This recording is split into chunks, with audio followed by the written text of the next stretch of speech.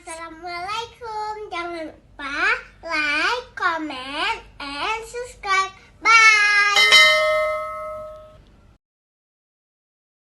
Kalau perkara ini makan, nikah, memiliki keturunan, kalau niatnya lidhaqin nafsi hanya untuk kenikmatan diri, fahuwa minad dunya, ini tentu adalah perkara dunia yang tercela.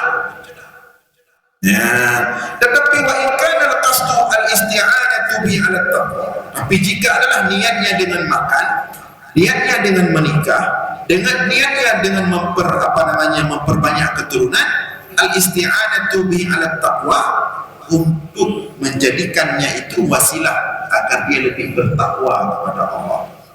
Fa huwa lillahi bi ma'nahu. Maka makan tadi, nikah tadi, semuanya bisa membawa kepada Allah dan membawa kepada akhir. Jadi tidak semerta-merta orang nikah satu, nikah dua, nikah tiga, nikah empat langsung dunia. Tergantung kepada apa kebutuhan. Ada orang yang kalau makan seperti itu juga, jangan langsung kita misalnya memvonis orang makan itu langsung dunia, gaduh termaju, gaduh dunia. Ada orang nggak makan tapi bukan untuk akhirat, justru dunia. Tadi kan contoh tadi orang nggak makan untuk jaga badan, itu dunia juga, itu untuk cantik badannya kan dunia juga. Jadi banyak orang makan, orang nggak makan, ini masih belum bisa kita pastikan dunia atau akhirat. Bisa jadi orang makanlah yang dia itu orang akhirat, orang yang tidak makan orang dunia.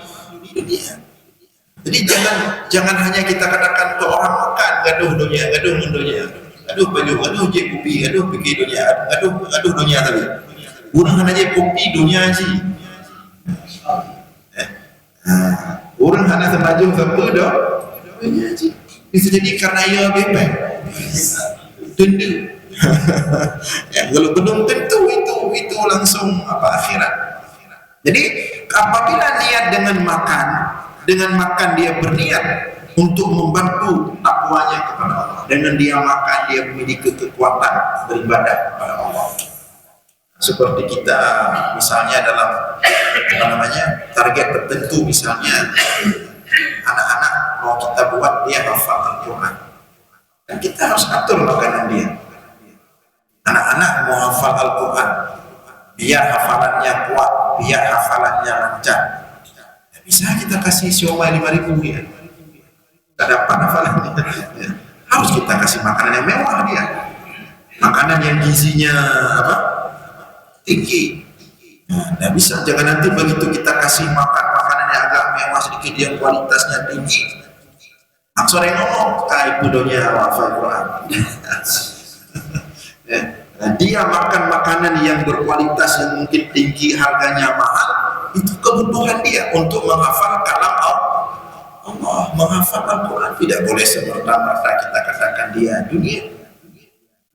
Justru orang yang makannya mungkin murah, bisa jadi dia yang dunia. Seperti orang makan somai sudah berlebihan misalnya. Bukan roh hana donya dong makanan aura akhirat somai dan lebih. Tapi bunga somai, deho somai lah, sepurnya lah. Justru dia yang dunia. Maka sesuai dengan niat, sesuai dengan tujuannya kemana dibawa. Jangan langsung kita katakan orang suka makan daging itu langsung dunia, sedangkan orang suka makan ikan asin langsung akhirat. Itu kita lihat orang makan ikan asin koma dalam akhirat, roh tadi suhud, karena nilai dunia kuatin baju tapi. Padahal takut apa tadi? Habis semua, biar hemat makan ikan asin. Istri dipaksa makan ikan asin, anak dipaksa makan ikan asin. Dunia bukan suhud, tapi karena takut jadi semua. Ya. Tapi ada orang dia makan daging, dia sudah atur polanya. biar dia sehat, anak-anaknya sehat, istrinya sehat, dengan kita sehat. Rasulullah mengatakan al-aqlus salim fil jismi salim, ya. Akal yang sehat berada pada badan yang sehat. Dengan badan kita sehat, gizi cukup, semuanya terpenuhi dengan baik sesuai kebutuhan tubuh, maka membuat pikiran kita jernih. Dengan kita pikiran jernih, maka kita tidak melakukan hal-hal yang tidak baik, tidak emosi, tidak bingkai, tidak bengong. Ada orang dia dengan makan daging, dengan makan makanan-makanan berkualitas, emosinya terkendali. Ini ada orang emosi dengki. Kenapa dengki? Karena di rumah cuma selalu kari aja, kari, telur, makanya dengki itu.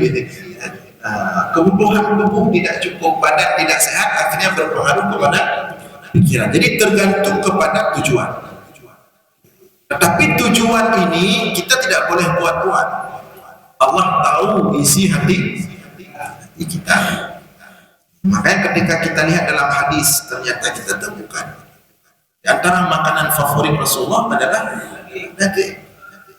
Sampai Rasulullah mengatakan sayyidul ta'am adalah rajanya makanan adalah daging. Rasulullah suka makan daging.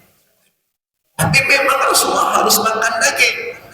Karena kekuatan Rasulullah itu, satu orang Rasulullah kalau di medan perang itu sama kekuatannya seperti 10 prajurit yang paling kokoh. Sehingga kalau berperang kadang-kadang itu sebagian sahabat kalau sudah berkecamuk perang terlalu parah, mereka ada di belakang Rasulullah.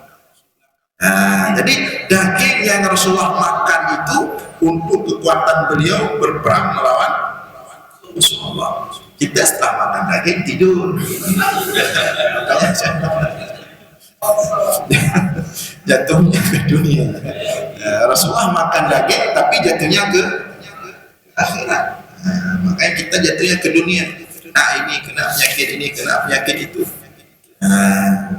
Rasulullah makannya berkualitas, makanan Rasulullah daging, minumannya susu. Rasulullah punya kambing di rumah yang memang selalu standby 3 ekor, 4 ekor. Beliau peras langsung, beliau minum susu asli.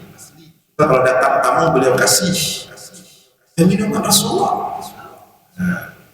Kemudian makanan Rasulullah kurma, madu ala asam. Rasulullah makan roti pakai madu, nggak ada pakai gula, nggak ada pakai pakai madu. Daging, susu, madu, tamar, kurma. Itu kan secara nilai tinggi-tinggi, itu butuh biaya besar itu. Apalagi orang Arab minum madu bukan kayak kita minum madu, kita 1 sendok. Andro menampru di pengangkut. Orang Arab minum madu itu satu-satu ini setengah. Mereka makan roti pakai madu, semua pakai madu. Nah, betul-betul madu itu bermanfaat bagi tubuh. Nah, tapi tujuan yang Rasulullah lakukan itu adalah untuk kekuatan berperang, kekuatan tahajud. Rasulullah tahajud itu 3 jam, 4 jam tiap malam.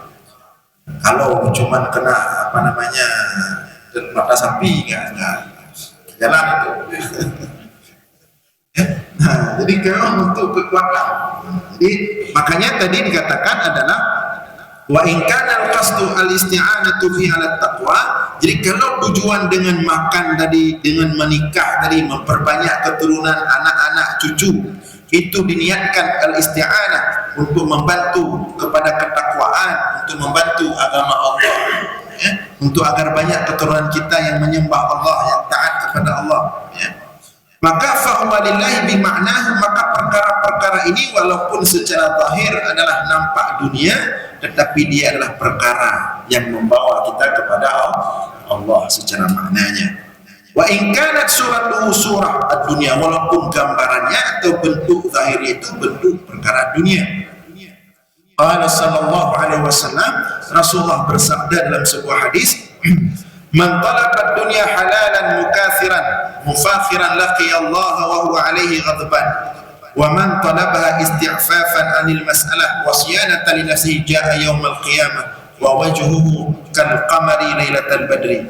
Barang siapa yang mencari dunia yang halal, ini bicara yang halal, kalau yang haram sudah jelas, ya. Barang siapa yang mencari dunia dengan cara yang halal, tetapi mufakhiran, untuk berbangga-bangga. Nah, meminta dunia walaupun halal, tetapi tujuannya untuk membangga-banggakan diri. Mukathiran, untuk memperbanyak-banyak, biar nampak sama orang dia yang paling banyak kekayaan.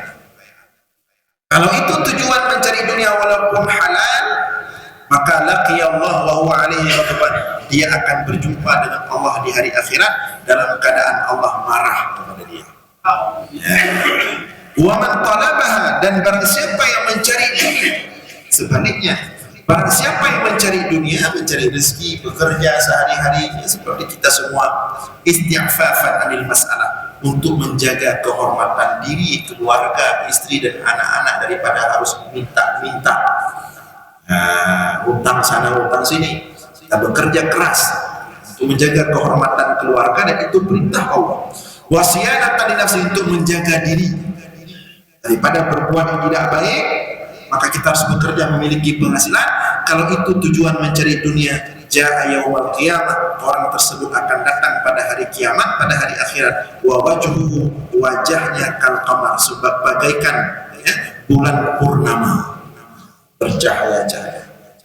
Jadi dia mencari dunia untuk menjaga kehormatan dirinya sebagai hamba Allah. Karena meminta-minta tidak boleh dalam Islam. Maka dia mencari rezeki, bekerja sehari-hari banting tulang, berkeringat, berdarah-darah. Tujuannya untuk menjaga kehormatannya, menjaga kehormatan keluarganya, untuk bisa dengan lancar beribadah kepada Allah.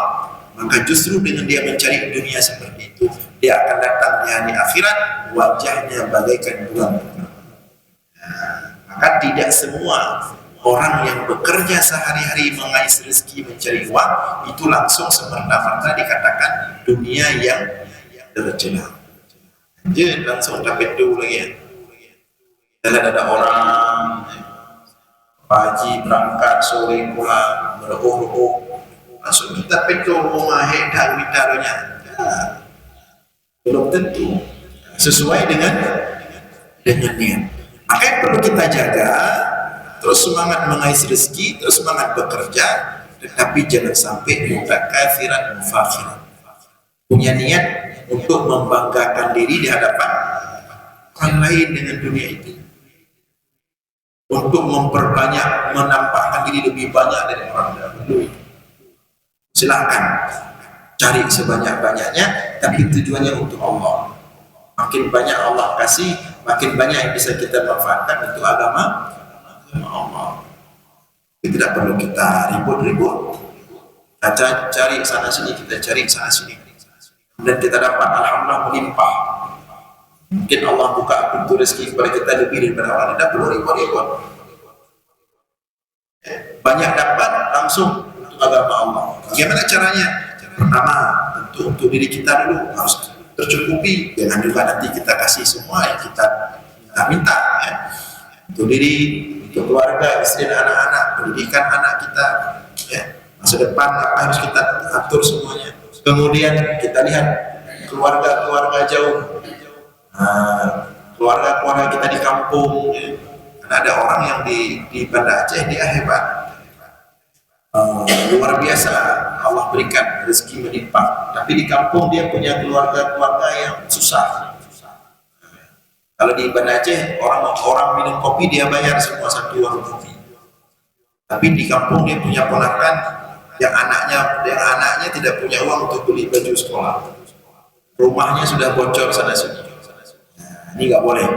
Jadi kita, kalau Allah berikan limpahan rezeki, alhamdulillah, terus kita cari.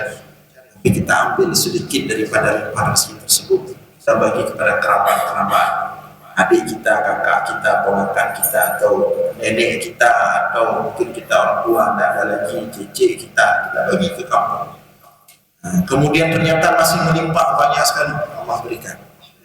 Kita bagi lagi kemana yang bisa kita kasih. Jadi terus semangat bekerja, pentingnya hadapi, tidak perlu di berdarah-darah, dunia itu. Memang kita niatnya dan prakteknya kita bawa ke akhirat, malah itu lebih bagus. Justru orang seperti itulah sebenarnya orang yang dikejar oleh dunia.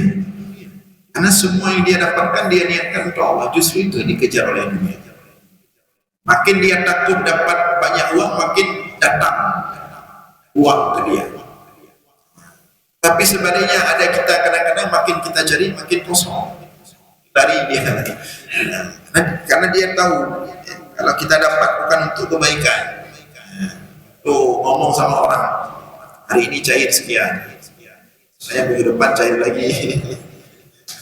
Ya, orang-orang yang belum cair dah banyak cair dia mengangkat. Tim malam cair, tim uro cair. Nah, dapat bonus ini, dapat bonus itu. Nah, makanya dunia lari dari kita. Dunia walaupun apa namanya dia tercela, dia tahu juga orang-orang tercela. Nah, faktor kaifa ikhtalafa dzalika bil qasdi fa idza dunya haddu nafsikal ajil alladhi la hajata ilaihi di amril akhirah wa yu'abbaru anhu bil hawa. Maka perhatikanlah bagaimana berbeda perkara ini disebabkan oleh niat. Nampaknya tadi makan, nikah, nampaknya sekilas dunia, tapi dia bisa bermakna akhirat kalau diniatkan untuk akhirat. Maka faktor perhatikanlah bagaimana bisa berbeda perkara ini disebabkan hanya karena niat dan tujuannya. Fa idza dunya haqqu nafsikal ajil, maka apabila hal tersebut adalah untuk hanya tujuan kenikmatan dirimu yang sementara, alladzi la hajata ilaihi li amril akhirah, yang tidak engkau niatkan untuk perkara akhirat, wa yu'abbaru anhu bil hawa, maka inilah yang disebut dengan hawa nafsu. Inilah disebut dengan dunia yang tercela. Wa ilaihi isyarah biqaulihi ta'ala, dan inilah yang dimaksudkan oleh firman Allah Ta'ala, wa nahan nafsa 'anil hawa fa innal jannata hiyal ma'wa. Wa amma man khafa maqama rabbih wa nahan nafsa 'anil hawa. Dan siapa yang takut kepada Allah dan menjaga dirinya daripada nafsu, hawa nafsu, maka sesungguhnya surga tempat dia nanti di hari akhirat. Apa maknanya menjaga diri pada hawa nafsu? Bahwa apapun yang dia dapatkan daripada dunia tidak dia niatkan hanya untuk memenuhi hawa nafsu semata. Dia tetap menggunakannya sesuai kebutuhan, tetapi selainnya dia memanfaatkan sebaik mungkin untuk perkara akhirat. Wa majami'ul hawa. Lantas kemudian bagaimana kita membedakan atau mengetahui ciri khas bahwa kita itu nafsu terhadap apa yang kita dapatkan daripada dunia ini, atau apa namanya untuk Allah atau untuk nafsu kita. Wa majami'ul hawa khamsatu umur, kategori atau apa namanya tanda ya, perkara dunia itu untuk hawa nafsu itu ada 5. Wa hiya ma jama'ahu Allah Ta'ala fi qawlihi. 5 perkara ini telah Allah sebutkan dalam Al-Quran dalam satu ayat. Allah katakan innamal hayatud dunya la'ibun wa lahwun wa zinatun wa tafakhurun bainakum wa takathurun fil amwali wal aulad. Sesungguhnya atau hanya saja kehidupan dunia ini la'ibun adalah main-main, wa lahwun adalah apa namanya lahwun ini melalaikan. Nah, atau kalau bahasa kita lahun ini cocoknya hu hahu nah lahu jadi untuk lain makna hahu. Jadi laibun main-main ya, walahun hanya untuk kelalaian, hahu hana faedah, bubun hana je hahu mudah, wazinatun dan untuk berhias-hias, watafakhurun dan untuk berbangga-bangga diri antara kalian, wa takatsurun dan untuk berbanyak-banyak di antara kalian. Maka 3 inilah perkara-perkara dunia yang jatuhnya ke dunia. Nah, yang pertama la'ibun, kalau dari apa yang kita dapatkan itu tidak ada arti apa-apa kecuali hanya sebagai la'ibun, main-main kita saja. Nah, la'ibun wa lahun yang kedua untuk hahu-hahu saja. Hati-hati apapun kita lakukan jangan sampai jatuh ke laibun, main-main. Yang kira-kira main-main bebubul. Yang kira-kira main-main bebubul. Yang kira main-main bebdo. Yang kira untuk main-main jangan lakukan. Makanya lakukanlah sesuatu di dunia ini yang itu tujuannya bukan main-main. Janganlah lagi kita seperti anak-anak main-main.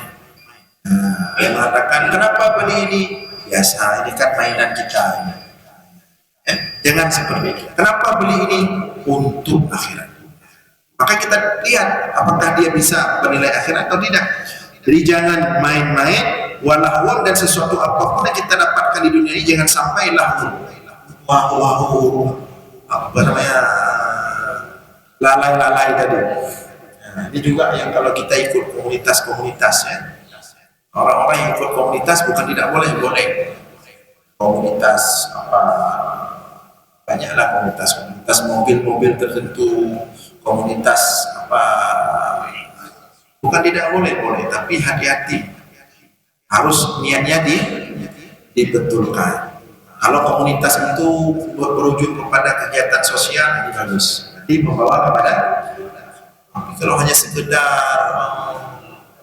putar-putar kota, inilah namanya habu-habu ya. Kalau dulu masih kecil-kecil kita bawa sepeda putar-putar kampung, sekarang udah elit sedikit, merek-merek tertentu putar-putar kota, ini lahun. Tapi kalau niatnya ada kegiatan-kegiatan sosial, mengumpulkan orang-orang itu, membentuk komunitas biar ada penggalangan dana yang kita kasih ke anak yatim, maka ini bisa membawa kepada akhirat. Lahun wazinatun, berhias-hias. Nah ini juga kita harus jaga istri kita jangan berlebihan berhias-hias, jatuhnya ke dunia. Tapi jangan juga karena istri kita nggak boleh berhias-hias, cincin ada bawah itu nyentrik kendonya ya. Watafakur, atau berbangga-bangga, bersombong-sombong, ini juga satu apa namanya, mengarah kepada dunia. Watakathurun, dan berbanyak-banyak. Nah, insyaallah kita lanjutkan malam Sabtu depan. Demikian ke malam ini, mudah-mudahan ada manfaat. Aku qouli hadza wa astaghfirullah li wa lakum. Wassalamualaikum warahmatullahi wabarakatuh.